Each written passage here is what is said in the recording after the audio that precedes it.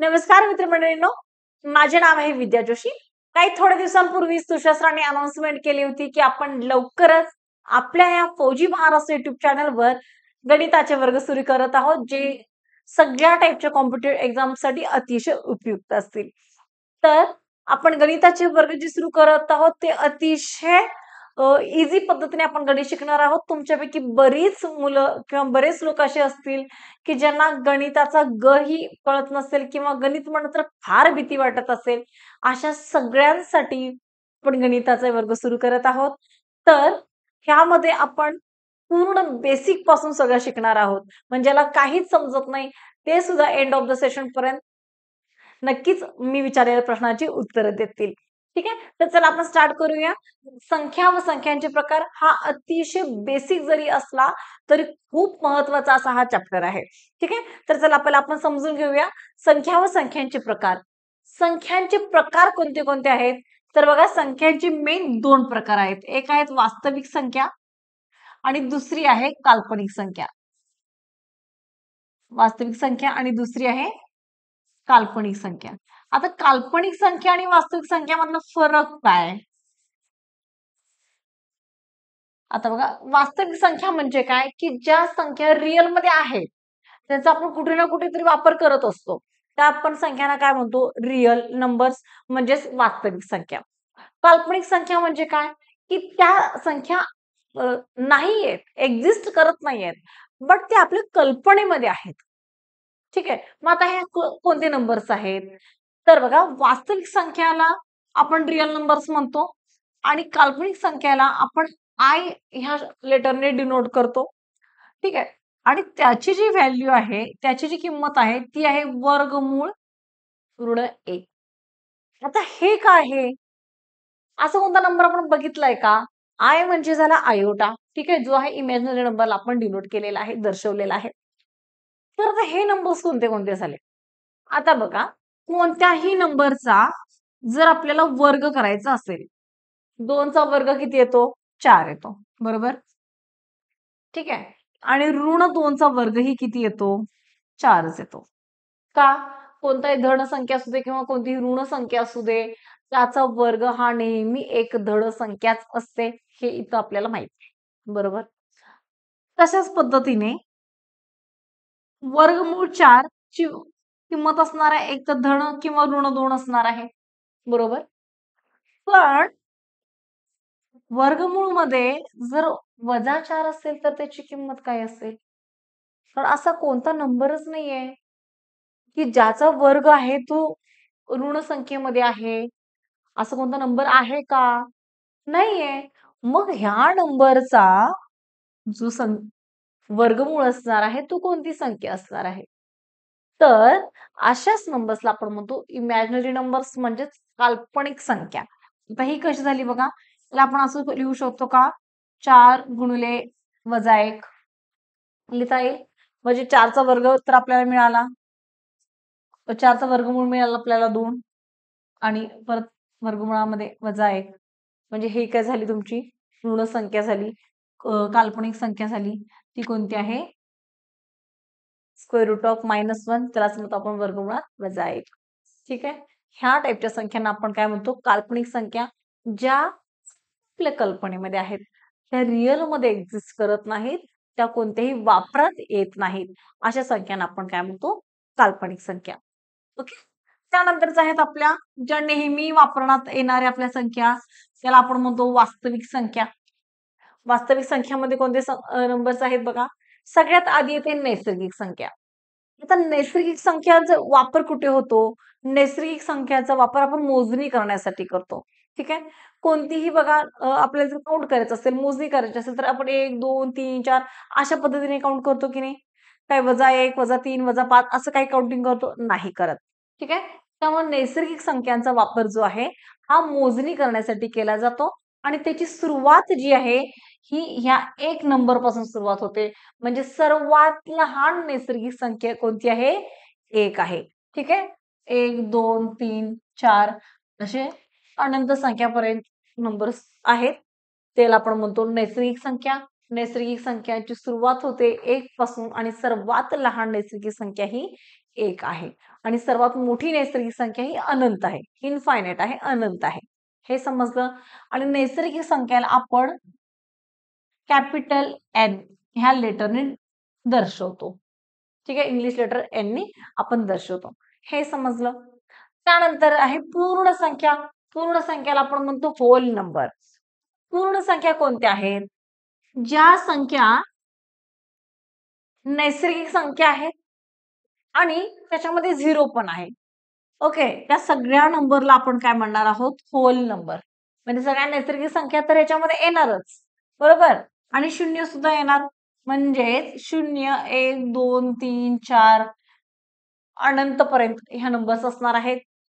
त्या सगळ्या संख्यांना आपण म्हणतो पूर्ण संख्या. त्यालाच म्हणतो आपण होल नंबर आणि ह्याला आपण इंग्लिश लेटर डब्ल्यू ने डिनोट करतो. आणि सर्वात लहान पूर्ण संख्या कोणती आहे? ही 0 आहे. हे समजलं? ठीक आहे, चला. नेक्स्ट आहे पूर्णांक संख्या. त्यालाच आपण म्हणतो इंटिजर्स आणि त्याला आपण इंग्लिश लेटर आय ने दर्शवतो.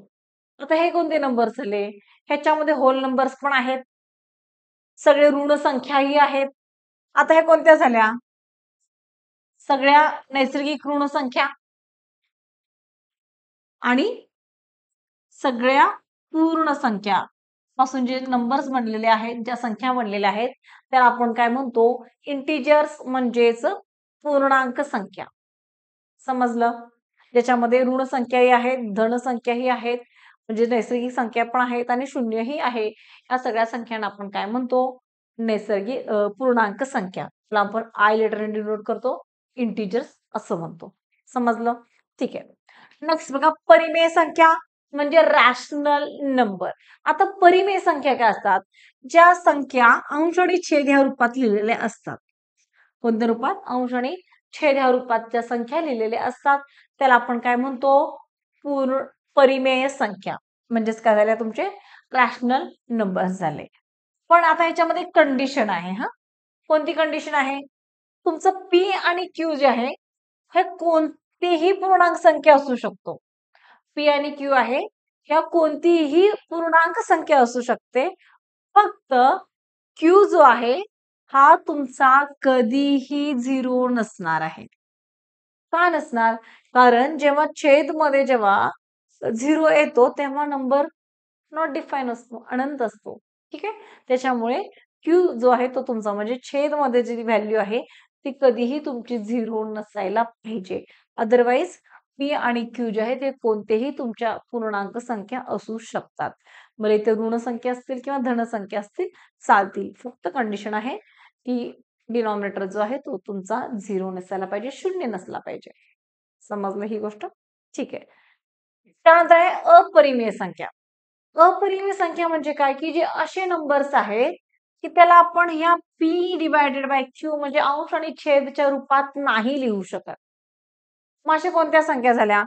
त्या मग दशांश चिन्हामध्ये येऊ शकतात. जसे की 3.1 1 4 3 5 6 असे कोणतेही नंबर्स असू शकतात. ठीक आहे, लिमिटेड अनलिमिटेड असे कोणतेही तुमचे हे नंबर्स असू शकतात. त्याला आपण पाय म्हणू शकतो किंवा वर्गमुळात 2 ह्याची व्हॅल्यू अशी फिक्स नाही, असं नाहीये ना की स्क्वेअर रूट वर्गमुळात 4 ची व्हॅल्यू आपण एक्झॅक्ट 2 सांगतो. तशी याची वर्गमुळात 2 ची फिक्स व्हॅल्यू अशी एक्झॅक्ट व्हॅल्यू नाहीये. तशीच वर्गमुळात 3, वर्गमुळात 5 ह्या सगळ्या व्हॅल्यू काय आहेत? हे सगळे नंबर्स काय आहेत तुमचे? हे सगळ्या नंबर्स तुमचे अपरिमेय संख्या आहेत. त्याला आपण तो इरॅशनल नंबर्स म्हणतो. ठीक आहे, ज्या नंबर्सला आपण रॅशनल म्हणजे परिमेय संख्येच्या रूपामध्ये नाही लिहू शकत, अंश आणि छेदच्या रूपामध्ये नाही लिहू शकत, अशा सगळ्याच नंबर्सला आपण काय म्हणणार आहोत? अपरिमेय संख्या. समजलं? नैसर्गिक संख्या, पूर्ण संख्या, पूर्णांक संख्या, परिमेय संख्या आणि अपरिमेय संख्या. आता नेक्स्ट पार्ट तो वास्तविक संख्या म्हणजे काय? वास्तविक संख्या म्हणजे काय? की सगळ्या परिमेय संख्या आणि अपरिमेय संख्यांना जे मिळून बनलेले नंबर्स आहेत त्याला आपण काय म्हणतो? Real number. ठीक आहे, म्हणजे सगळेच नंबर तुमचे जे आहेत त्या नंबर्सला आपण काय म्हणतो? रिअल नंबर्स म्हणजेच तुमच्या सगळ्या वास्तविक संख्या झाल्या. हे समजलं? काल्पनिक संख्या म्हणजे काय कळालं? वास्तविक संख्या म्हणजे काय कळालं? त्यानंतर येतात संख्या की समसंख्या आणि विषम संख्या. आता कोणतेही जर नंबर दिले असतील, कोणत्याही संख्या दिलेल्या असतील, तर त्यातल्या सम संख्या कशा ओळखायच्या, विषम संख्या कशा ओळखायच्या? कितीही मोठा नंबर असू दे, तर त्याचा शेवटचा अंक म्हणजे एकक स्थान त्याचा, जर समजा की 75389 असं कोणतीही कितीही जरी मोठी नंबर असू दे, ठीक आहे, कितीही नंबर मोठा असू दे, त्याचा एकक स्थान. ओके, एकक स्थानला जर आपण 2नी भागू शकत असू, म्हणजे 2च्या पटीतला नंबर पाहिजे, 2, 4, 6, 8 किंवा 0, ह्यापैकी जर कोणता नंबर जर त्याच्या एकक स्थानला जर आला, तर समजायचं की जी दिलेली संख्या आहे ही काय आहे, समसंख्या आहे. कोणती संख्या आहे, समसंख्या आहे. मग भले तो कितीही मोठा नंबर असू दे, जर त्याच्या एकक स्थानामध्ये हे जर 5 नंबर असतील, 2, 4, 6, 8, 0, तर ती संख्या काय आहे, समसंख्या आहे. समजलं? त्यानंतर दुसरा संख्या आहे ती विषम संख्या. विषम संख्या म्हणजे काय, की ज्याला 2नी आपण भागू शकत नाही, अशा संख्याला आपण काय म्हणतो, विषम संख्या. म्हणजे ज्या संख्यांच्या एकक स्थानवर 1, 3, 5, 7, 9 हे जर नंबर येत असतील, तर आपण त्याला काय म्हणणार आहोत, विषम संख्या म्हणणार. हे समजलं? मग कोणताही नंबर असू दे, बघा, कोणताही नंबर, कितीही मोठा नंबर असू दे, जर त्याच्या एकक स्थानवर जर 1, 3, 5, 7, 9 हे जर नंबर्स असतील, तर त्या संख्या काय असणार आहेत, विषम संख्या असणार आहेत. सम संख्या कोणत्या असणार आहेत, ज्यावर 2, 4, 6, 8, 0 हे नंबर जर त्या संख्येच्या एकक स्थानावर असतील, तर आपण त्याला काय म्हणणार आहोत, सम संख्या. आणि 1, 3, 5, 7, 9 हे जर एकक स्थानावर असेल कोणत्याही नंबरच्या, तर ती संख्या असते विषम संख्या. हे समजलं? Very good.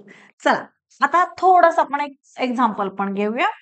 एक्झाम्पल्स तर आपण डिस्कस करणारच आहोत. बघा, काही कोणत्या प्रकारची संख्या आहे? आता जस्टच आपण डिस्कस केलं होतं. कोणती संख्या आहे? परिमेय संख्या आहे, नैसर्गिक आहे, अपरिमेय आहे की पूर्ण संख्या आहे? परिमेय संख्या म्हणजे काय असते? जी आपण अशा रूपात लिहू शकतो. अंश आणि छेदच्या रूपात लिहू शकतो. नैसर्गिक संख्या कोणती आहे? जी 1, 2, 3, 4, 5 म्हणजे अशी 1 पासून सुरुवात होते आणि ते अनंतपर्यंत असते. ज्याला आपण मोजण्यासाठी सुद्धा यूज केला जातो. मोजणीसाठी सुद्धा आपण त्या संख्येचा यूज केला जातो, वापर करतो. अशा संख्यांना म्हणतो आपण नैसर्गिक संख्या. दुसरी आहे अपरिमेय संख्या. अपरिमेय संख्या म्हणजे काय? की जी अशा टाइपच्या संख्या असतात, ज्याची आपण ह्या रूपामध्ये लिहू शकत नाही, ती आपण क्यूच्या रूपामध्ये लिहू शकत नाही. त्या सगळ्या संख्याला आपण काय म्हणतो, अपरिमेय संख्या. म्हणजेच पाय ही कोणती संख्या आहे तुमची, अपरिमेय संख्या आहे. समजला? चला, नेक्स्ट बघा काय दिलेलं आहे. कोणती संख्या ही परिमेय आहे, परंतु पूर्णांक संख्या नाही? पूर्णांक संख्या म्हणजे काय, की अ, अशी असते, -3, -4, -5 अशी कोणतीही नंबर्स असतील, ज्याच्यामध्ये सगळे अ, नैसर्गिक संख्या आहेत, त्याचबरोबर सगळ्या पूर्ण संख्याही आहेत, बरोबर? अशा सगळ्यांना संख्यांना आपण काय म्हणतो, पूर्णांक संख्या.